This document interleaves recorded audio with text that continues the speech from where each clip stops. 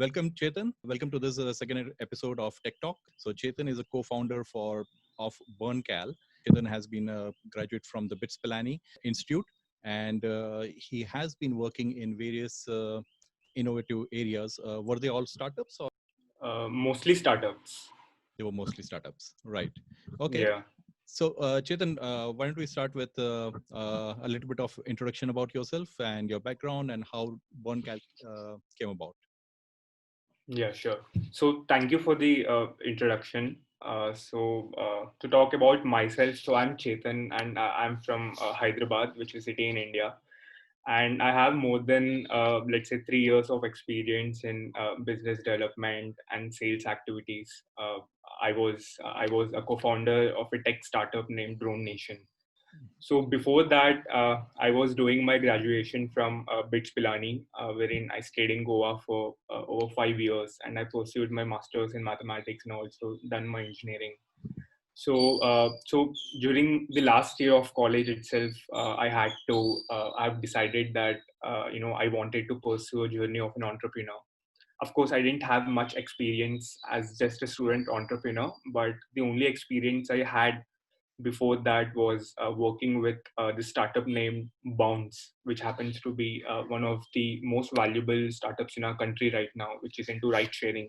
So I was a part of. I was just working with them for a while, and wherein we used to focus on renting out luxury bikes in urban environment. Right. So of course, then I think that's when we started ideating about the founding team. I started ideating about how they can potentially deliver the last mile connectivity in urban cities, considering the traffic issues and mobility issues. So I think then they started with something called the metro bikes concept, which made them a very highly valuable company in these times. So Bounce is doing pretty well. So that was the only professional experience I had before starting up. And my startup, when I started in the final year of college itself, so I had a good friend of mine who also happened to be my batchmate named Bichar. So we both started it together, and we always very passionate about technology. We're passionate about the commercial applications of technology, right? And not just something building something cool that does not have any market value. So during the early days itself, we have basically identified the huge need for aerial data or analytics provided on aerial imagery for large scale construction infrastructure purposes. So very soon after starting up, we did a lot of POCs, which kind of gave us exposure into how exactly an aerial data would be utilized on a ground reality situation. So I think we're one of the very early adopters of drone-based technology for large-scale mapping and surveying purpose. And our main value proposition was to give analytics out of aerial data. So it was a good journey. I mean, it has been, considering I'm still just 23, I think it has been a roller coaster of an entrepreneurial journey for me. And I have recently taken an exit in around Jan 2020. Me and Vichar, we both have received a successful exit, and we have now started a different venture with other couple of members named Kunal and Anik. So I think that's where I stand right now. Right. So, Chetan, were you attracted to technology right from a very young age? Like, when did you start coding, or was it just a natural journey through school and college, and then you got into bits? Okay, so I think technology was something I was always passionate about because I was very much exposed to different technological applications right since my childhood, and Hmm. it kind of always made me feel that technology is any day going to be a game changer.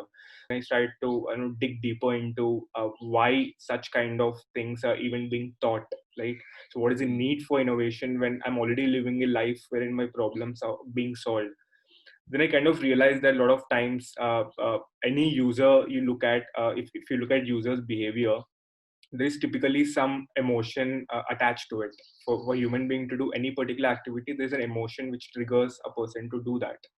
So I think so that's when I started exploring more towards a consumeral behavior subject more than technology. So technology was something I was really passionate about, but I of course never really coded and stuff. I was more of understanding the technology and its applications and how exactly it would benefit an end user. So I think my interest mostly lied in the consumer behavior, with applications of technology. Right. Right. And yeah, like we have been in an information age for 2 or 3 decades now. And but what we have seen so far is just the cusp of the change that we are about to witness. Whatever changes or technological advances that we have seen in the last 20, 30 years is nothing compared to, I guess, what we will see in the next 5 years, maybe, especially with the quick advance of artificial intelligence. Like it's becoming more and more advanced and like threatens to kind of overcome humans at some point. Yeah, absolutely. So absolutely agree to that point because a lot of times for people who are not involved in really innovative technologies, for them it's something really novel, and a lot of time they just don't see the value of that technology. Right. For example, you mentioned about the language algorithm, right? Right. So people out of the industry don't really know the significance of that. I mean, they just keep reading about it, but when you try to get a chance to basically work with the technology hands on, that kind of increases your confidence about how a simple technology can change the way whole world would work, right? I still remember people using different kind of tripods or traditional way of equipment to be surveying roads and bridges and stuff. Hmm. And when I started working with drones as a tool, wherein I say that if there are 10 human beings trying to survey an area of, let's say, 100 acres for a period of month, I can potentially do that in a single day. And Wow. when I used to go and tell my customers saying that that's the kind of speed which I can deliver the results, and by not compromising on the accuracy, because I have a visual representation of the entire land which a human being on ground does not have if Right. using a traditional equipment. Hmm. So it was quite unbelievable for a lot of my customers during the initial stage. They were like, "Okay, it's not possible. Then there's something wrong with your technology or something very inaccurate. It's Right. producing, right?" But having such kind of first-hand experience of talking to a general customer about how technology can potentially change the way an industry works, I think it kind of gives you confidence on any other new technology, right? So if someone Absolutely. comes and tells me that I can whatever you speak, I can potentially convert that into text, right? Yep. People spend a lot of time on Zoom calls, and the major issue is that they can't really have an MOM which is being generated automatically out of Zoom, right? Right. And if someone tells me that I give you an algo which says that whatever you speak, I'll summarize it and give you into a text. Hmm. Now the amount of value it has is just too much, right? Because people keep talking on Zoom and they just don't have the track of what they are speaking.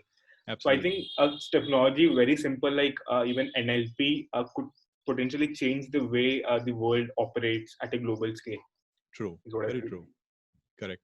So Chetan, now coming to the new startup BurnCal, how did that come about? Like, have you been a fitness freak, and what kind of prompted you in the direction of launching BurnCal? Okay. So this is a very interesting journey because so far I've been talking about my childhood or the startup which I had Right. started and exited, right? So one thing, the only thing which I never got to think about during my entire journey was that my fitness. I was binging on unhealthy food. I had very less physical activity because I was going through a hectic schedule of, Hmm. I'm working in an aggressive environment of a startup. And I'm sure there are a lot of other millions of people, especially working in the IT sector and people working in a startup, they tend to always complain about saying so I don't have enough time, or I just don't have enough motivation, or I just lack the facilities, or memberships are very expensive.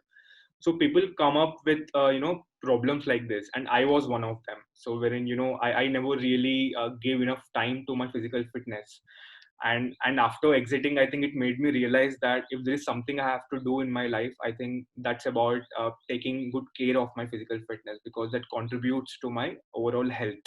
Right. And I've seen that, and I've felt that, and I felt that problem was real. And so did and I spoke to a lot of people, and trying to get the same reasons, right? They say that there's no one to hold me accountable, I need someone to go to a gym, and after COVID there is no gym, so I have another reason not to work out. So different problems like that, and I've seen it in a scale which kind of made me feel that if I have to basically do something in my life right now, it has to be something which I genuinely felt, and I think other millions of people genuinely feel. So I think Absolutely. that's how we ended up picking up a subject called fitness, which is much closer to our day-to-day lives and which we think could potentially benefit a lot of other people across the world. Absolutely. Okay. And so, how did you go about researching the technology behind BurnCal? Like, I have definitely done a test drive of BurnCal.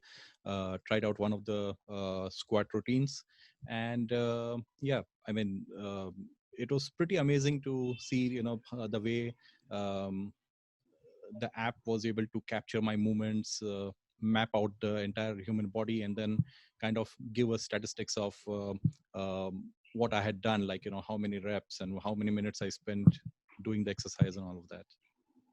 Yeah. So that's very interesting because if you have noticed already, I have good experience, or my team or my other co-founders, which are with whom I'd worked, or me myself and Mr. Kunal, who is a graduate from IIT Bombay. Hmm. So is also another gentleman named Anik, who also happens to be a great, good fitness buff, right? So we come with a background of having knowledge of fitness. I mean, of course, I lived a very unhealthy life, but if you don't believe that, I've lost 15 kgs from Feb to June. So Right. that's the kind of transformation I'd undergone into while I started working on this startup. And talking about technology, so we use computer vision as a technology to leverage what value proposition we're offering to a customer. So Kunal has worked extensively on deep learning as a subject with Samsung and other Silicon Valley-based startup, which was into warehouse monitoring using robots. Right. And me and Vichar and Anik, we have personally have experience of selling products or building products that's in line with deep tech, or I would say computer vision, wherein we could analyze the images to potentially generate business intelligence out of it. Sure. So I think the technology behind BurnCal is computer vision, wherein we are trying to look at the user while he's working out in front of his computer, and we're able to understand how exactly his form is. And Right. we train a lot of data sets so that we could do that very accurately. Hmm. But if I have to summarize, then I would say it's deep tech which is enabling us to deliver that value proposition in real time. Right. Interesting. Okay. What is the stage that BurnCal is at right now, and what are the future plans? Okay. So I think the stage which we are at right now, so we have a first version ready wherein we have validated for one exercise, and we are trying to get users who could use it and give us feedback so that we understand how people are engaging with the product, right? So I'm going to show you how the platform feels like, or it looks like, so that probably after looking at this, you can try accessing it from our website by clicking on Squat Challenge. But for users who are in the call right now, they can look at the video to understand what we are building. So this is how the platform is going to look like, wherein we take very basic information of a user to basically try the product. And there are few instructions to start with whenever a user comes on the platform, which and after that there's an instruction with respect to an exercise. It could be a different exercise for it could be different exercise, and different instructions with respect to that. But for this you can see certain good instructions for squat regarding nailing the perfect pose. So once you start aligning yourself with the camera, then we are able to detect different joints of a human being in the real time, and post that depending upon how correctly you perform a squat, we give you a score. uh, and as you can see, if you make a mistake, then it will immediately tell you that your feet are like too wide. And let's say if you make another mistake of not keeping your shoulder width apart, then it would give you in real time saying that hey, Kunal, make sure your shoulder and feet are width apart. So things like that typically are common mistakes made when a person is doing an exercise which could potentially lead them to an injury. And we also motivate the person if he's doing it in the right way, so that he's engaged with the product while he's performing that particular exercise. Right. So once you're done with it, you can click on end workout, and we'll give you metrics on the screen, so that even after a month, if you want to track on how exactly you're progressing with your entire routine of workout, I think it would really help a user to feel good. Because the solution which we are trying to give at BurnCal is we are trying to give a personalized experience to a user, wherein he could work out from anywhere and anytime at his own comfort, Right. and basically he gets a fully interactive and immersive fitness experience. Because as I was telling you my story, of course I wanted to do something about my fitness, right? So the first thing anyone would do is go to a gym, and again they stop. Like if you look at the stats, for every 100 people who go to a gym, only 10 people end up sticking to their fitness goals till the end of the year. Remaining 90 Absolutely. people drop out after second or third month, right? So again, the same complaints of not having accountability or not having enough personal attention while they're working out. And of Right. course they have also tried other fitness applications at home, but then there is no engagement happening between the product and the user, and they tend to feel that they're bored of it, and there's no one to hold them accountable again. So at BurnCal, we're trying to give them a personalized one-to-one way of fitness training at their own comfort, and we're making the experience very interactive and immersive by making the system give you the real-time feedback about your pose. So let's say, for example, a squat, right? So in a squat, let's say you're supposed to keep your back straight, right? So Mm. let's say if you're not doing that as a beginner because you're not really aware about how exercise should be done. As an advanced guy, for someone who has experience, he probably knows it, right? For someone who's beginning his fitness journey, it's very difficult for him to know that. So I think Right. AI basically helps us give that real-time feedback of keeping your back straight, or making ensuring your knees are in line with your toes, and stuff like that. Typically, what a human personal trainer would do to you.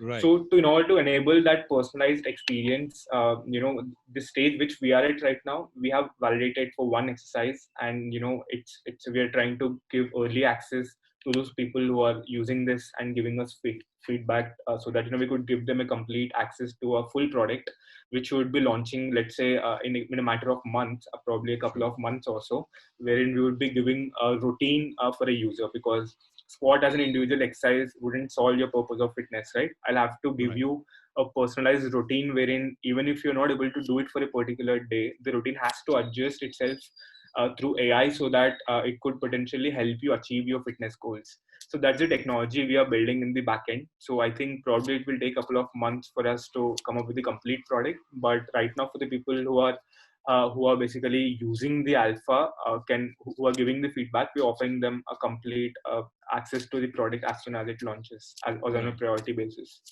Okay. Right. Fantastic. Fantastic. Okay. Chetan, I would now like to talk to you about a little bit about the entrepreneur scenario in India and globally. The recent news was like 50 lakh people, salaried people losing their jobs. And while some people see this as a problem, I actually see it as a opportunity where we've got 50 lakh potential entrepreneurs in India now. What are your views about the situation and how India is currently poised globally in the entrepreneurship scenario? Okay, so that's again an interesting question, because, of course, I'm not really a serial entrepreneur per se. That I still consider myself a young entrepreneur with probably having had one successful startup so far.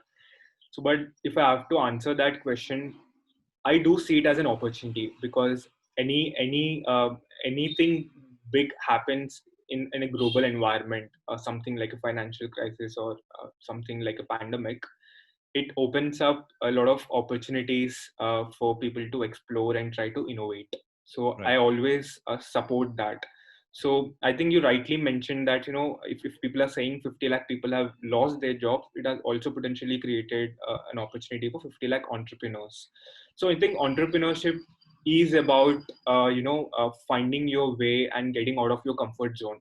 And opportunities are kind of give you the best platform by still being in your comfort zone to innovate something. So even when I had to basically call it a day in my previous startup, and before moving on to this one, so I always felt that people say that you always have to work about something that you are deeply passionate about since your childhood. But I kind of disagree to that, because by nature of entrepreneurship, you're always supposed to get out of your comfort zone, do something that you Right. have never done before, so that you could potentially deliver immense amount of value in the market. Because if you have been doing the same thing which you're doing all your life, which means you're in the comfort zone of yours, which means you potentially have the lack of creativity in that industry. So as an Right. entrepreneur, my philosophy is that if you ever want to do something, get out of your comfort zone, do something very different from just from what you've been doing, so that you could potentially deliver a lot of value. And Right. I think that that's what I perceive entrepreneurship to be. So considering that, so I think it's a great opportunity for people to innovate at this point and try to solve the problems which users actually Right. care about. Because a lot of times people tend to get carried away with the product and the idea itself, and very later in the journey they realize about not being able to keep the customers happy, right? So I Hmm. think it's very important to understand the problem at a very deeper level, and understand why a particular user considers it as a problem, and then build a product around that ideology. And you could potentially make $1 billion business out of it. Absolutely. Right. And thanks for that very different and interesting perspective about the situation. Thanks for that. Yeah. Okay. Thank you, Chetan, for joining us. It has been a pleasure having you on this episode of Tech Talk. Thanks.